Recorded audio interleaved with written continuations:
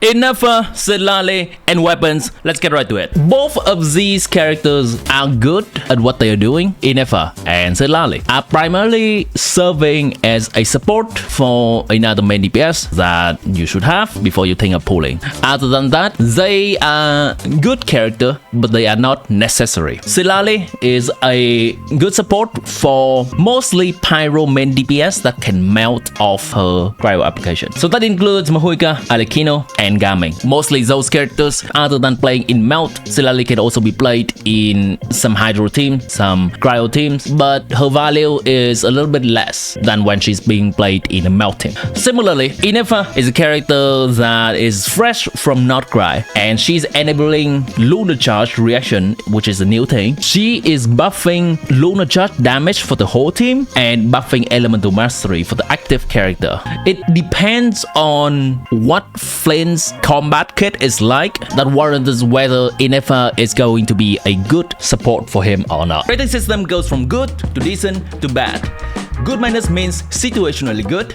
Decent minus means situationally decent. And very rarely I'm gonna give an awesome rating. Disclaimer: my ratings are only here to help you make the decision and not a final say on who you should pull. Because a character is more than just their combat kit. It's also about their personality, their aesthetic, their presence in the main story, their exploration. All in all, Citlali is a good character. XingChill is a good minus character. Fischl, good minus. Sethos, a decent character. The problem with this banner is that none of these characters are synergizing with Citlali. That's less valuable. So this banner comes down to a good minus banner. Pull on this banner if you have in mind specifically who you want Citlali for to support. Pull it for Mahuika, pull it for Alekino, pull it for Gaming, maybe if you are sweaty Gaming main. So we talked about Citlali banners. Let's talk about Ineffa banner. Now this is a newer character. She is the first not cry character that enables some different reaction. This time it is Electro Charge becoming Lunar Charged. She buffs Elemental Mastery and she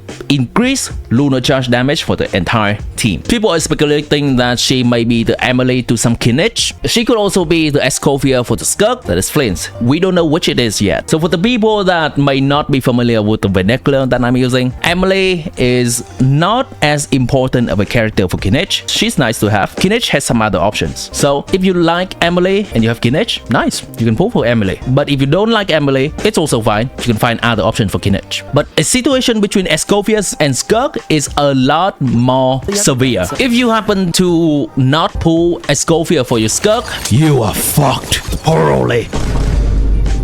Well, not entirely, but you're just missing out on about 40% of Skirk's best potential damage. We will be waiting a few more days from now to see which one is the case for Ineffa with Flints. We're going to see how necessary Ineffa is. But at the baseline, right now, in the meta, Ineffa is a character that is decently strong, but not strong to a point that you'll feel missing out if you don't get her. If you like her, you get her, and that's nice. If you don't like her, you don't get her. That's also fine. Ineffa currently, I have to say currently, because her value could change after the Not Cry patch rolls out and we have Flints and we have the new artifact set, because right now she does not have an artifact set. So her value is currently good minus. Same 4-star, XingChill good minus, Fischl good minus, and Sethos decent. That brings this banner's value to good minus. This banner is more synergistic than the Citlali's banner. All of the 4 stars on this banner can play in an Electro Charge team or Lunar Charge with Ineffa. XingChill, a year prior from now, I would say that he is among one of the best 4-star in the game. But right now, a lot of the new on-field DPS are just at the top of the list of tier lists, as in they are raising the ceiling of the damage potential in this game. So if the main DPS are doing so much more damage, it's just better to buff them. XingChill is a character that does not provide any buffing, and he's just providing his own humble off-field damage. That matters a bit less now. XingChill also provides a lot of hydro from off-field, but we don't really have any characters that can make use of that hydro application nowadays. Most of the pyro characters nowadays are content with even Citlali poo-poo cryo application. Also, XingChill is a character that provides interruption resistance from the range source, and main DPS on field DPS nowadays, they just have interruption resistance immediately baked into their combat kit. Mahuika just doesn't care about interruption when she's on her bike. Skirk doesn't really care about interruption resistance too much when she's normal attacking. Varesa, when she's plunging, she doesn't care about interruption. That makes this boy less valuable. Partial healing, that is not really something you take into account when you're in a difficult combat situation. If you're in the open world, you can just kind of rely on XingChill's healing. I did for a longest time because I got XingChill early into my account playtime. Not gonna be very useful in a difficult combat situation. Fischl is good minus. She is also a character that provides primarily off-field damage and a lot of application, kind of similar to XingChill. But aggravate teams right now have not been receiving any buffs ever since the heater, which is 2 years ago. So the aggravate archetype of Fischl that wants a lot of electro application is just kind of not a thing in the meta right now. That could be changed in the future if they release some lunar quicken stuff. And her damage is now also suffering from XingChill's damage problem, that on-field DPS nowadays do so much damage that we're just rather buffing the on-field DPS and not using an off-field character that provides their own damage. Or Ineffa is a character that can provide better off-field DPS to be on par of the on-field nowadays. So that's where Fischl is at. Sethos has been a character that is just both fun and barely enough to clear difficult content, but since natlan release with the power creep that it brings, Sethos is no longer enough. You have to sweat your ass, reset a lot of times, or invest a lot into his support for him to do the job. On to the 5-star weapons. Starcaller's Watch, which is Citlali's pillow, catalyst, whatever you want to call it. It gives 28% damage bonus to the on-field currently active character. But this is also a weapon that exists in the game that just straight up gives 48% attack. Now, with a cooldown every 20 seconds though. So usually on a shorter rotation, on a Mahuika 18-second rotation, this only triggers every hour's rotation. So on average, we can just cut this number down in half. It gives Mahuika on average 24% attack. And 24% attack is generally similar to 28% damage bonus. This 3-star weapon is not so much behind this 5-star weapon for Citlali. 5-star weapon for Citlali is only becoming important when you start to have Citlali's C1 because her elemental mastery is now important. But if you already have Citlali C1, Citlali C2 is so good that you would rather get Citlali C2 instead, then you can consider her weapon. This weapon for every other character in the game is just an elemental mastery stat stick. TTDS, our Lord and Savior, indeed. Having TTDS, you are already having a 5-star weapon. Let's look at Ineffa's weapon. It is mostly a crit stat stick that gives crit damage, but every other polearm nowadays gives crit. This gives crit, this gives crit, this gives crit, this gives crit, this gives crit, this gives crit. So it's not that important. The important thing is, 1, it gives 24% attack when we use skill or burst. Okay, other polearm also kind of do that. And if the equipping character creates a shield, then all nearby party members deal 40% more lunar charge damage. This is a buff to lunar charge damage. If Flames is a character that deals a shit ton of lunar charge damage, you want this 40% lunar charge damage.